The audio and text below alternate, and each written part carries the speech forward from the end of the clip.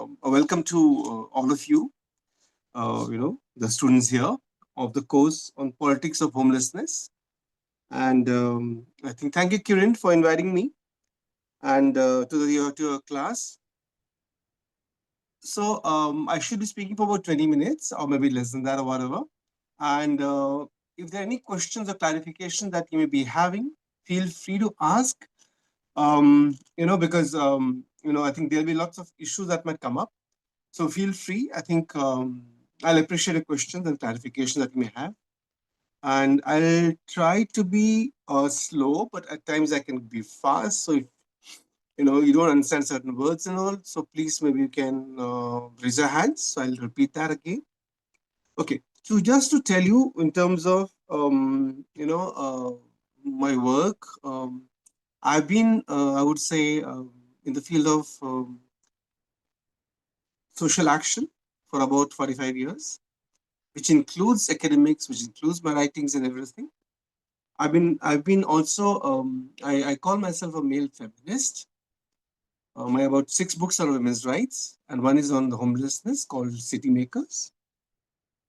So last 25 years of the work has been primarily with the homeless people. Homeless people, those who sleep on the footpaths of the capital that I work, Delhi, where I stay, as well as other parts of the country. And my work has really taken me to different parts of India. And also, just to say in the beginning that I'm also, along with other friends of mine, a petitioner in Supreme Court of India on the case that we have, to end homelessness since 2003. The case got activated in 2013. It took about 10 years to get activated in Supreme Court. So you can imagine how how difficult it is even to approach the Supreme Court. So, due to the case that goes on in Supreme Court now, you know, shelters have come across the country. So, like, I'll come to the figures and all also. But just to begin with, when we started the work way back around 1999, beginning 2000, you know, in fact, nobody had a clue as to who the homeless people are. There was one study by Veronique Dupont on the pavement dwellers, but it was, I think, it was one study. And so for us to start the work, I'll have to shift gears and all at times, uh, many years I have to go jump as such. So you can imagine there was no data in terms of how many homeless people are there on streets of Delhi. And, in terms of the raw data, the hard data that we talk about.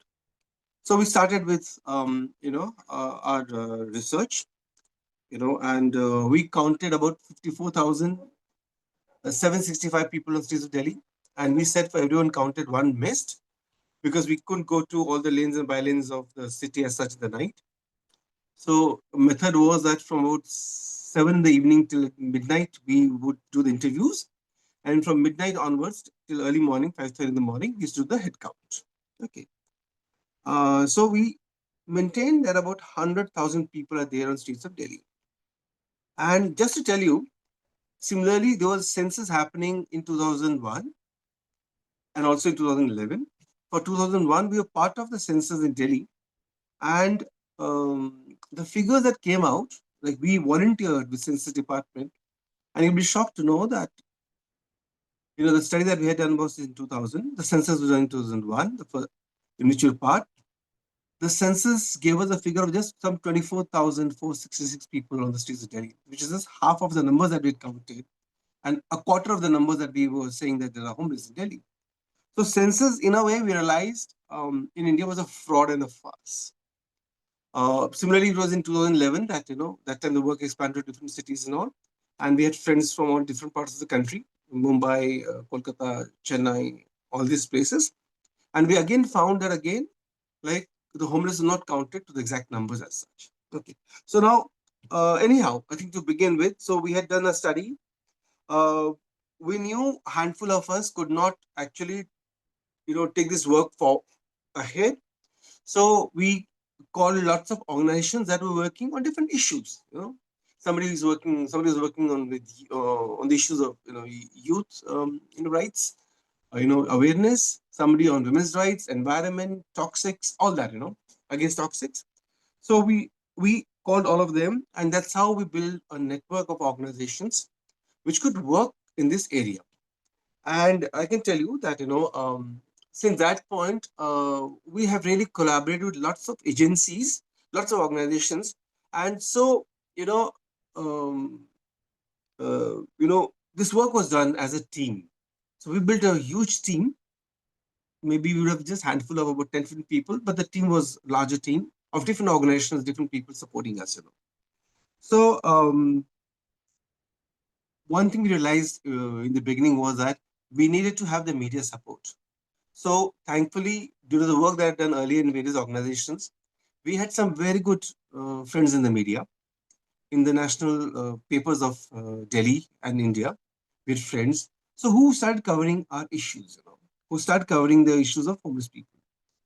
And, early in the day, we also went in for a training on participatory depression and action, which taught us as to how to involve the community, how to involve the people who are impacted by homelessness, and through their agency bring the change.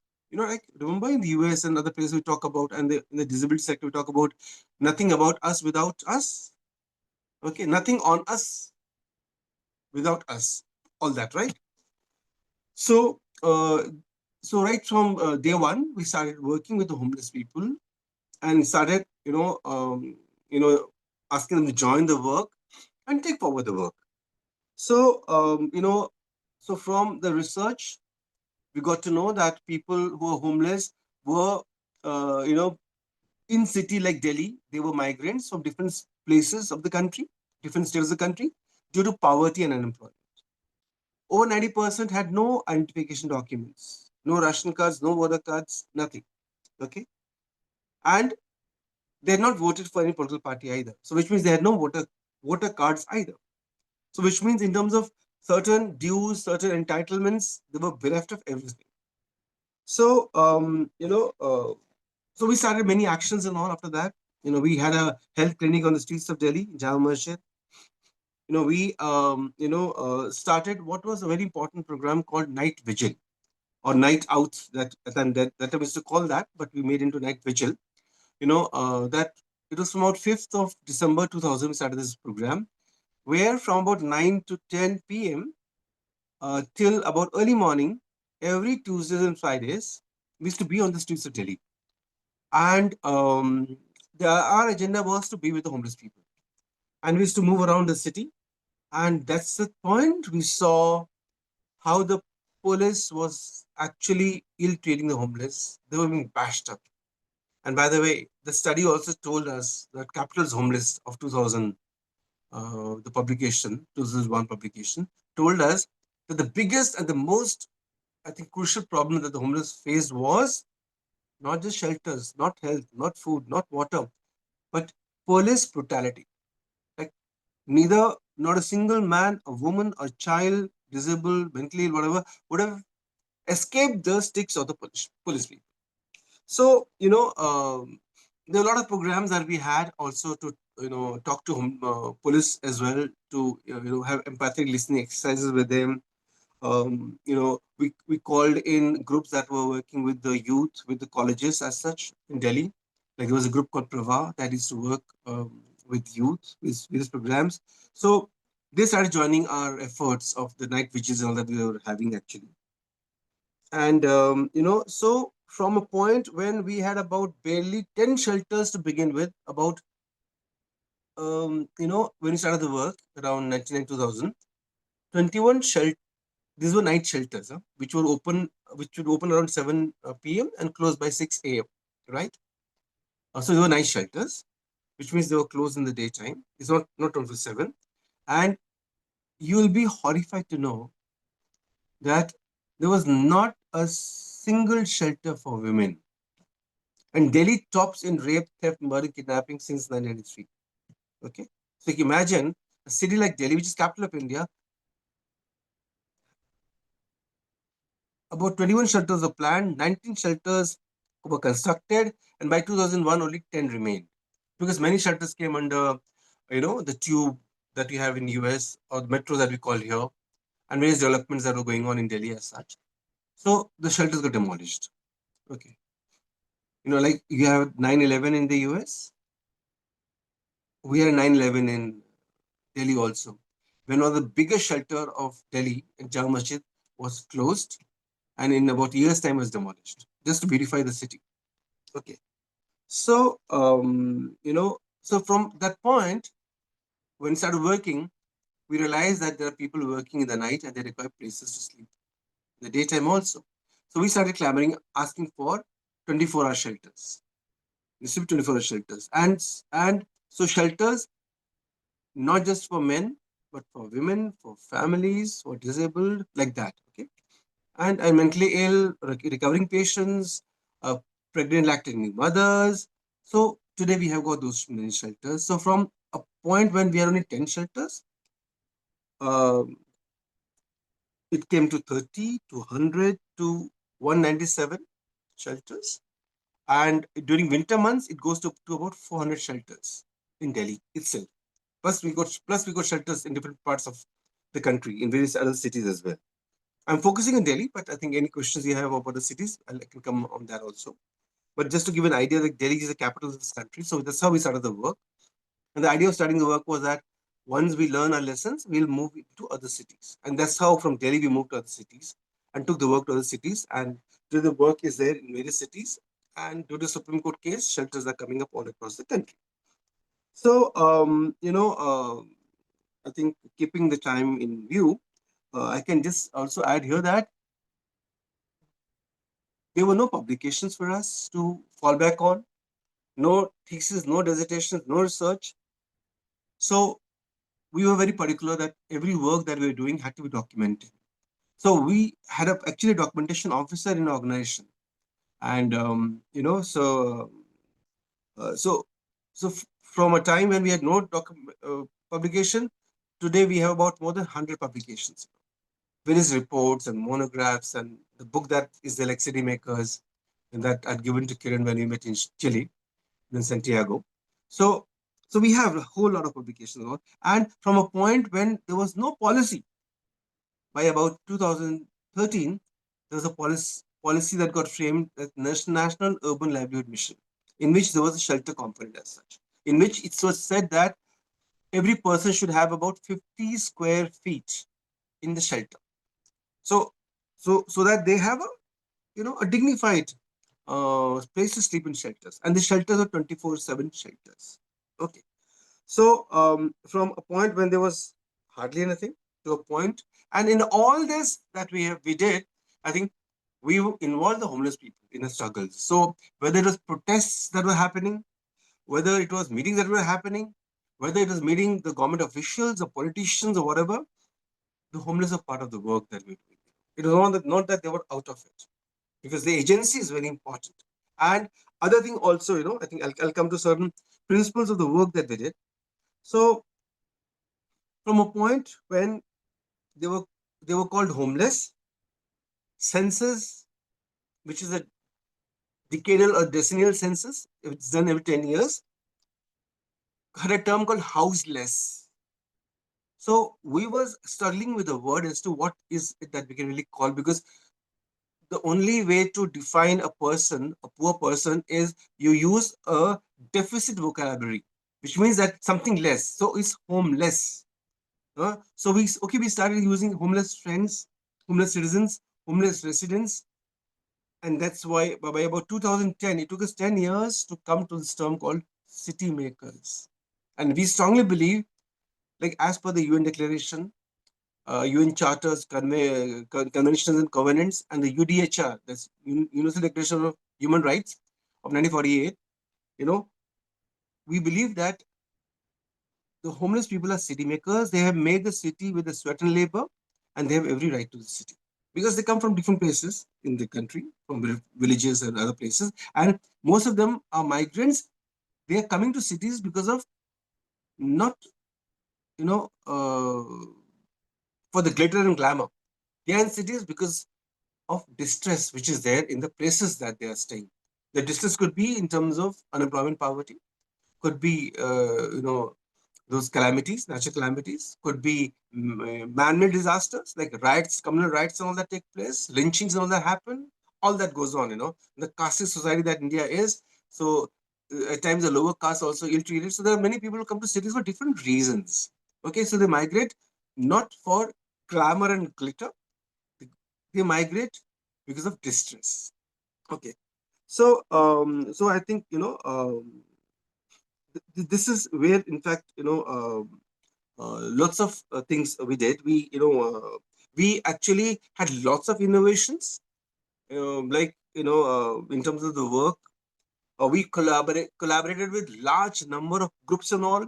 So whether it was theater activists, whether it was artists. So there were many artists, like this one theater person, like we have a friend, Lokesh Jain, who did many plays on homeless people to just raise awareness.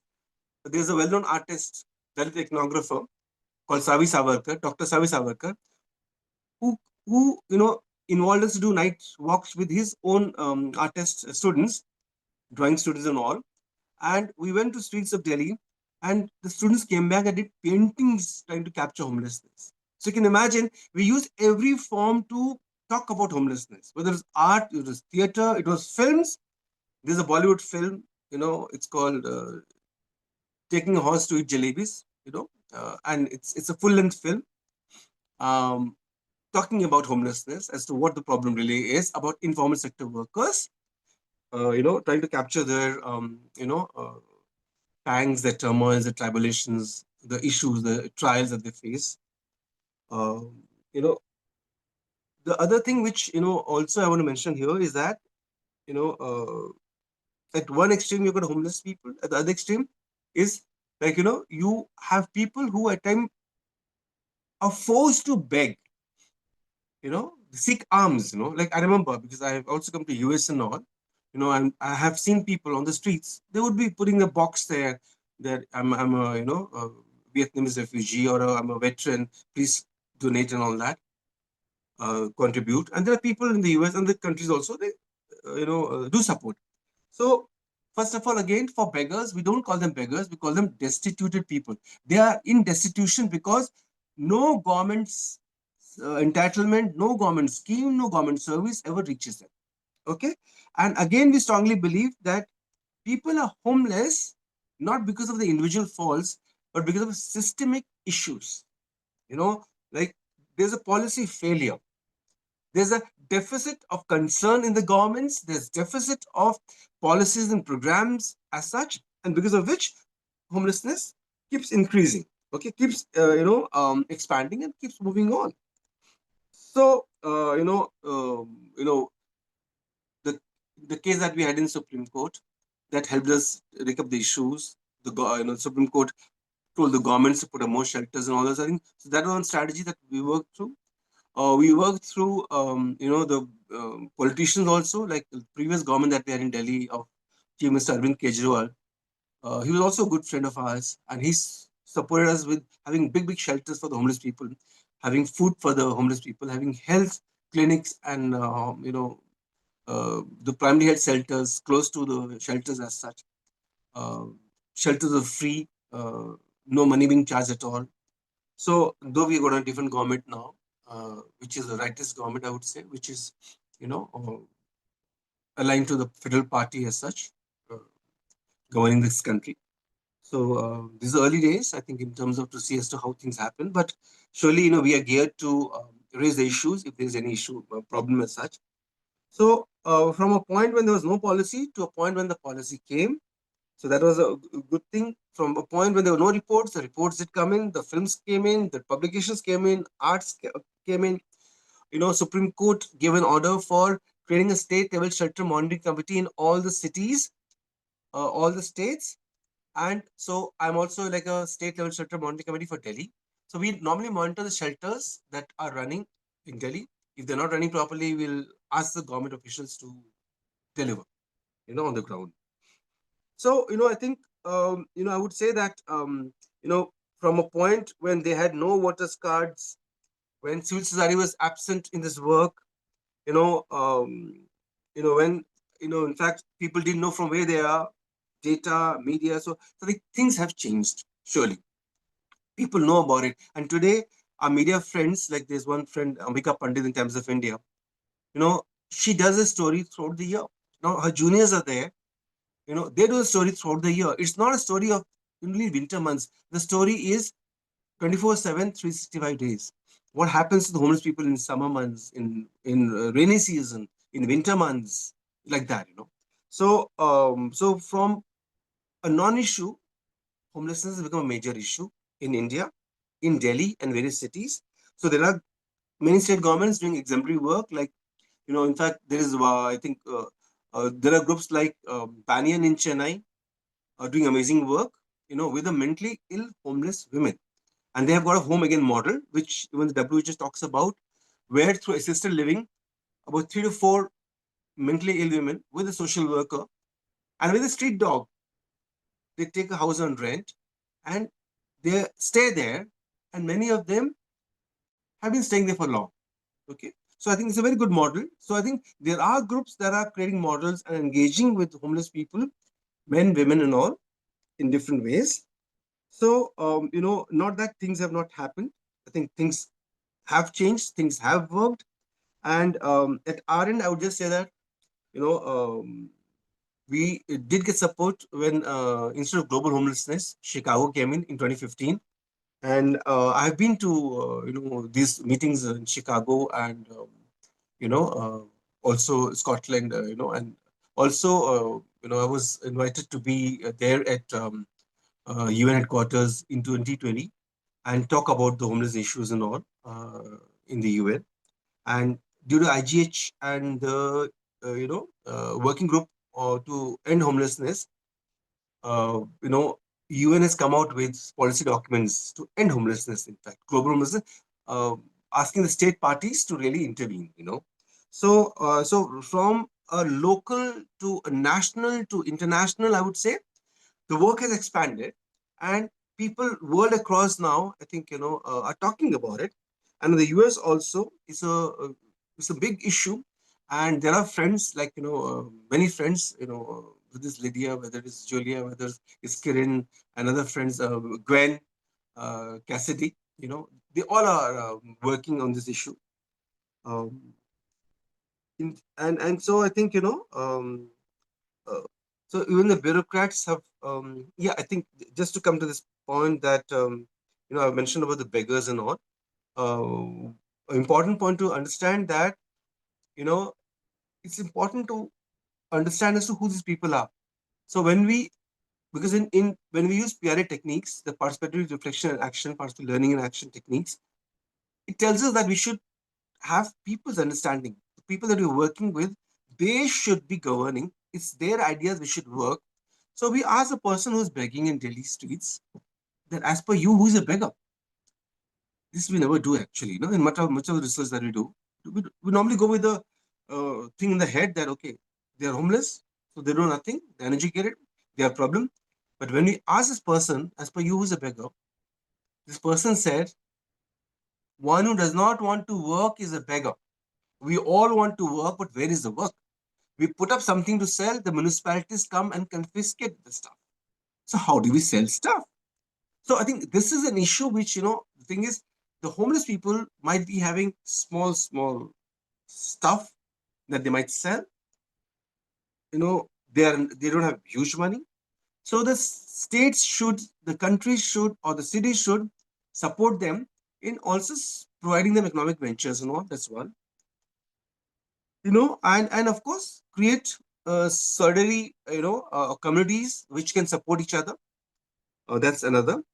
And so instead of the earlier strategies of invisibilization, of stigmatization and institutionalization, I think the idea is that we need to visibilize, we need to vocalize, we need to involve everybody in this work. Like UN talks about, a whole of society approach. Everybody in society should be involved. And then when talking politics of homelessness, in feminism, we talk about personal is political, which means that homelessness is not a personal thing limited to a person, but it belongs to the whole society, and the society has to deal with it.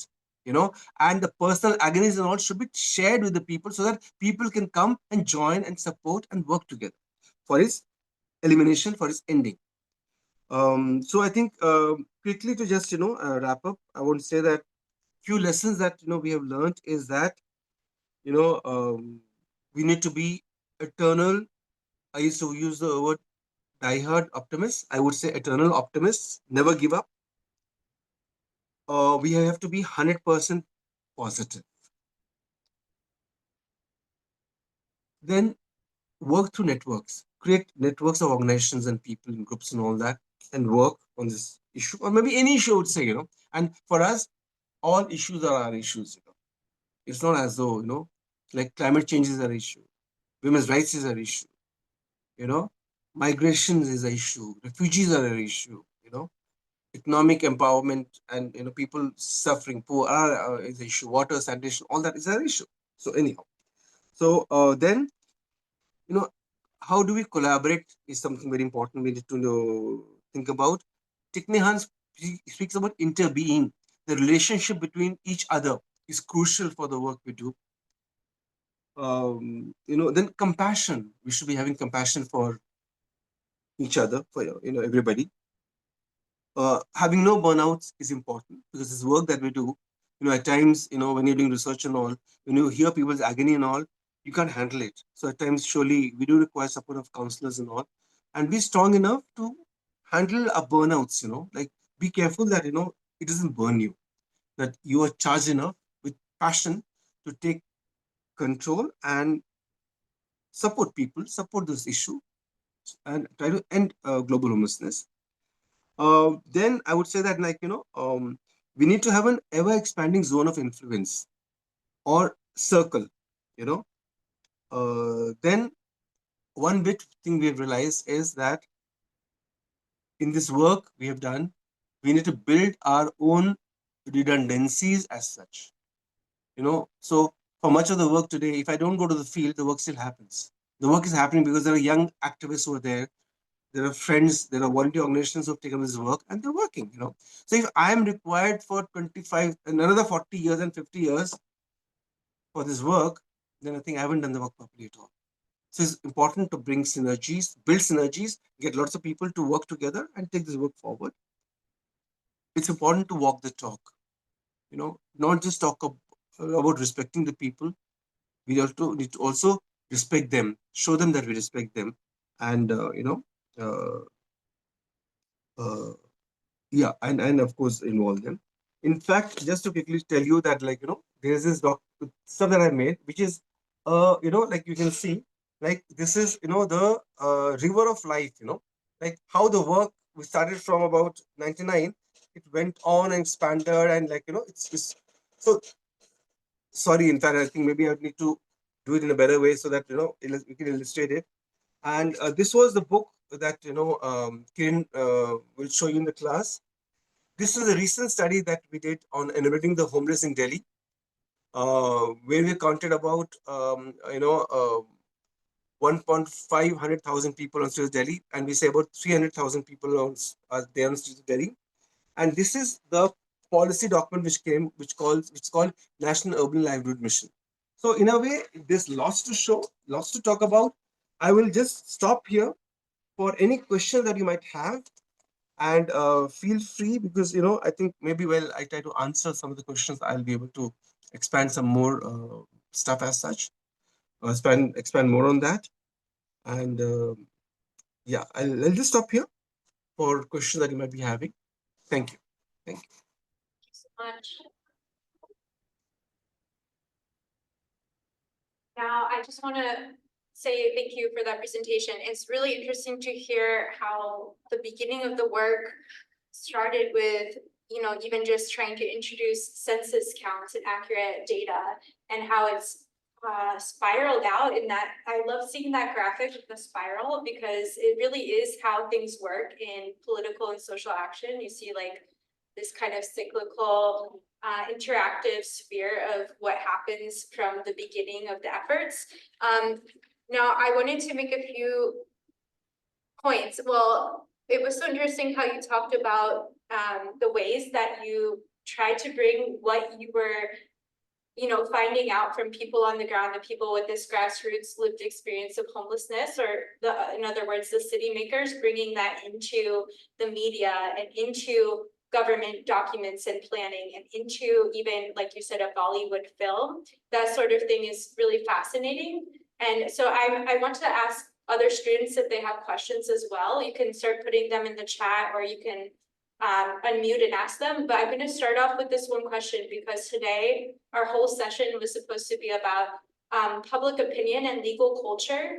So this thing that you've shared with us about changing that language from homeless to city makers, and from beggars to destituted people, and we have other examples of this, like people experiencing homelessness instead of homeless, or people experiencing poverty instead of poor people, right? So that human-centered language. How Yes. did that change, the public opinion of people in New Delhi? How did that bring in more people into the conversation, into actions to try to address homelessness by just shifting the language and trying to, let everyone know that these are just people and these issues are so much more complex than, like you said, people might assume what people need without going and talking, and not realize there's this whole element of police brutality, or they might not realize, okay, they know that we have shelters here, but they didn't realize that it's not anything available for women. So how did you use this language to really make an impact? Yeah, in fact, Kiran, I need to, first, I need just thank you for this question that you're asking me.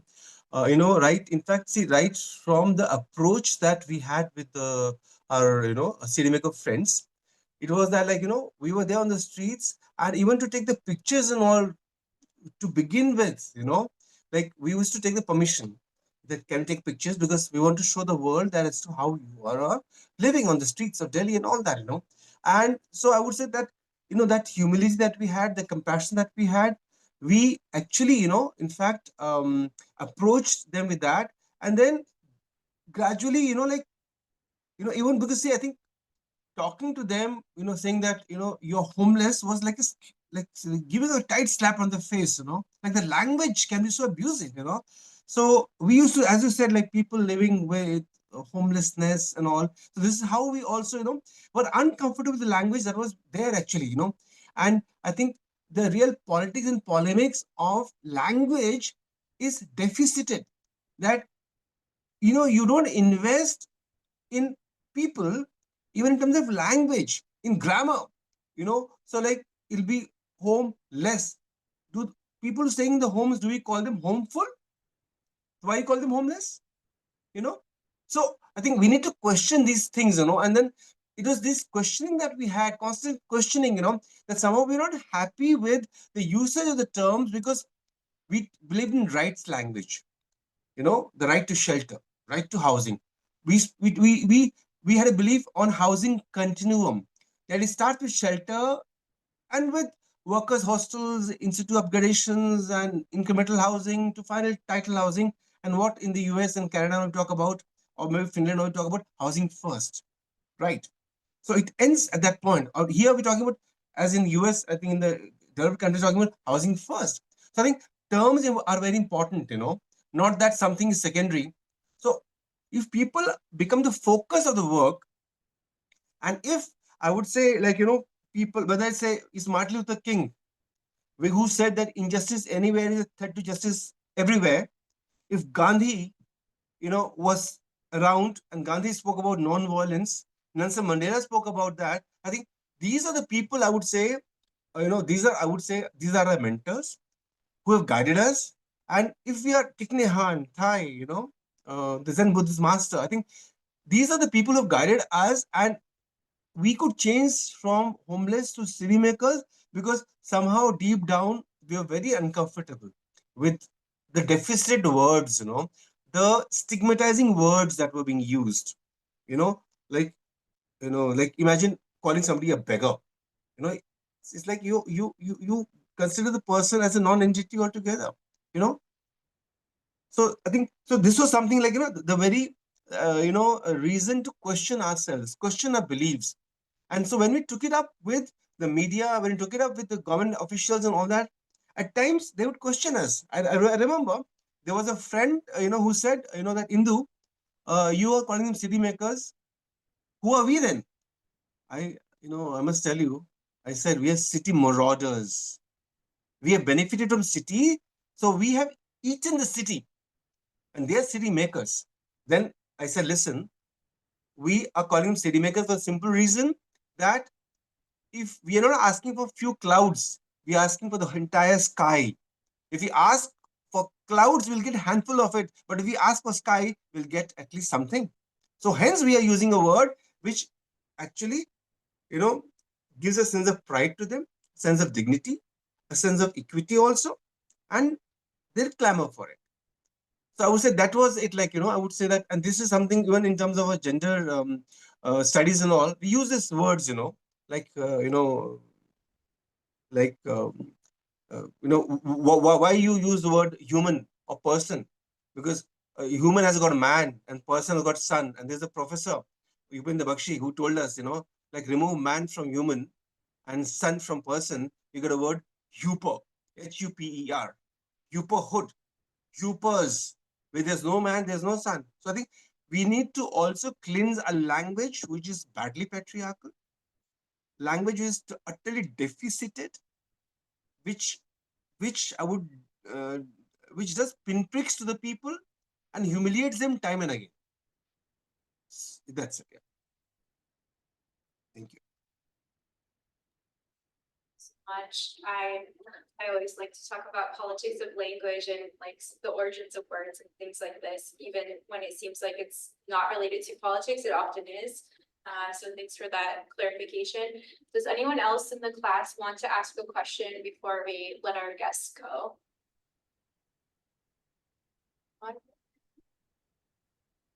Sophia Nelson, you can go ahead and unmute. Hi there. Thank you so much for coming and talking with us. I just had a quick question because I think your point talking about how this issue of homelessness belongs not just to the individuals experiencing it, but the whole society. What would you say, in your opinion, is a good way with dealing with states or citizens that maybe don't have this belief? Uh-huh. Yes, yes, yes.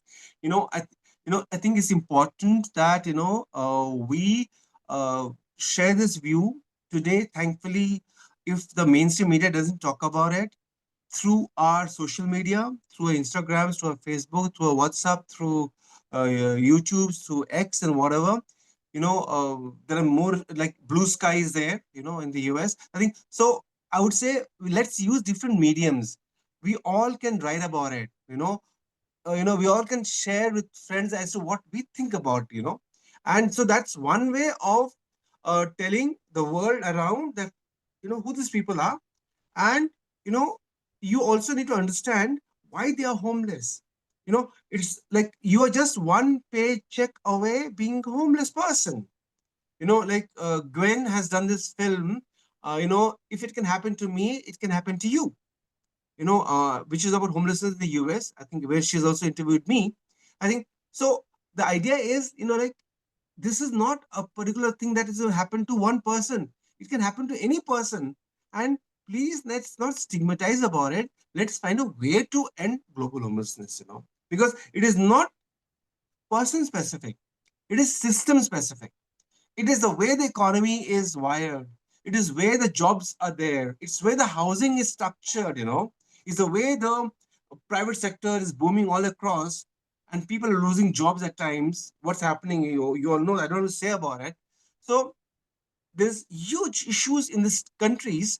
There is war happening, everything in the world, actually climate change, huge issue, which is taking jobs away, environment away, everything, the floods and all that's happening is turning many people into homeless as such, refugees or whatever. So telling them that, like I would say, like, instead of scoring somebody else, like, do you have people like Martin Luther King? His entire, I think, his I have a dream speech is amazing. you know.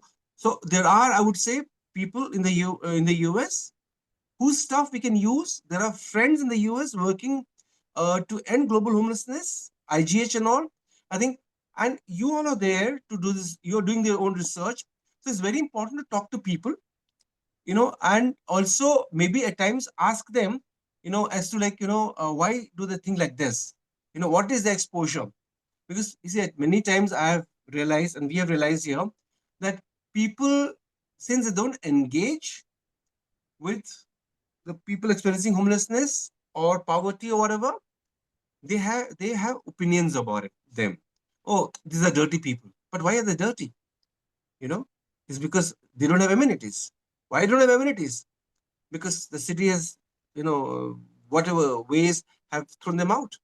So how is it that we involve them as such? So I think we'll have to find our innovative ways of approaching it, innovative ways of putting it across to people.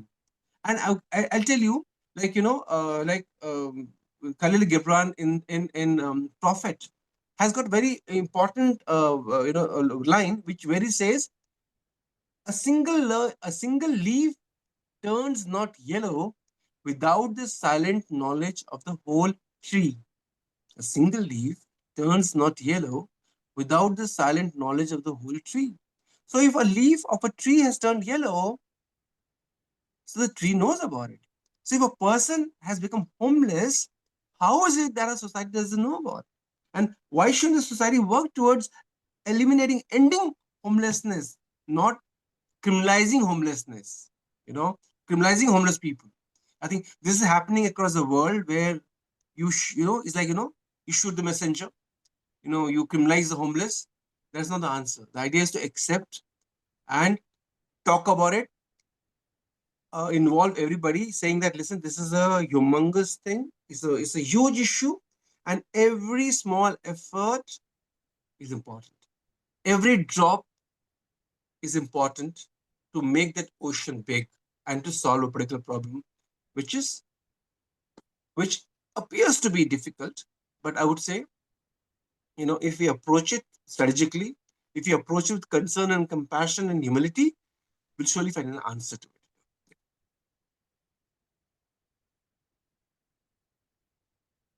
Thank you again.